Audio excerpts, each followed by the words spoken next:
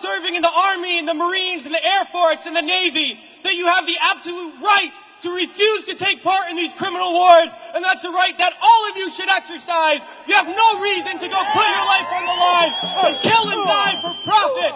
We've been to Iraq, we've been to Afghanistan, and we know what these wars are really about. And we joined the military for many reasons. Because we need a college education, because we need a job, because we need health care.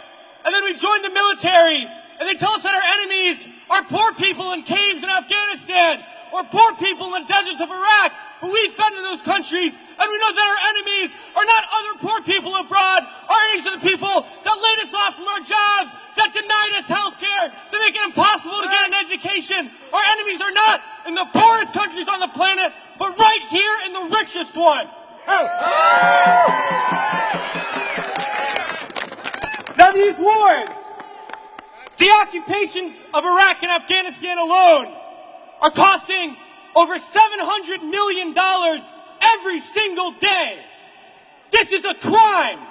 Every single day, while so many of us are hurting. Well, I think all of us here, and the vast majority of people in this country, would agree that we can spend $700 million a day better than bombing people that we have no reason to bomb. We can spend $700 million a day rebuilding those countries we've destroyed. We can spend $700 million a day caring for the veterans we get home when they get home. And then we can spend $700 million a day giving every single person health care, a college education, a job, and a livelihood, and a home. That's what we need to be spending our money on. But this government is not going to do that. They're not going to use the money in that way. They're not going to end the wars. And they're not going to do it because it's not our government. It's their government.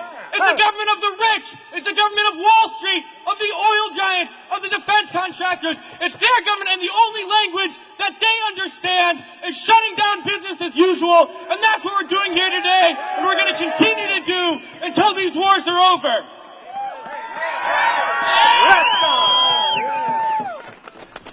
Well, it's crystal clear now that these wars are going to continue and expand and go into other countries. That is the trend. That is what we know, that there is perpetual war, and it's only going to stop if the people stand up and stop it. And that's what we're going to do, sisters and brothers.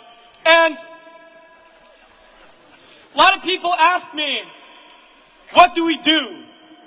Because we all know things are bad. We all see the atrocities on TV. We read about it. We experience it. People always ask, what do I do? Because we always want to know what to do. Do we vote? Do we support a politician? Do we join an organization? What do we do? Well, I'll tell you what we do. It's simple. We fight. We fight, and we fight, and we fight, and we shut down our workplaces. We shut down our schools. We shut down the streets. We shut down business as usual. And we fight until we force the people in there to do what the people out here want. Because that's how we're going to get around, and we're going to fight until there's not one more bomb drop, not one more bullet fired, not one more soldier coming home in a wheelchair, not one more family slaughtered, not one more day of U.S. imperialism. So let's fight to make that happen. We can do it today, and then the days ahead, we have to fight to end these wars and create a better world, sisters and brothers. So join us in that fight. Thanks.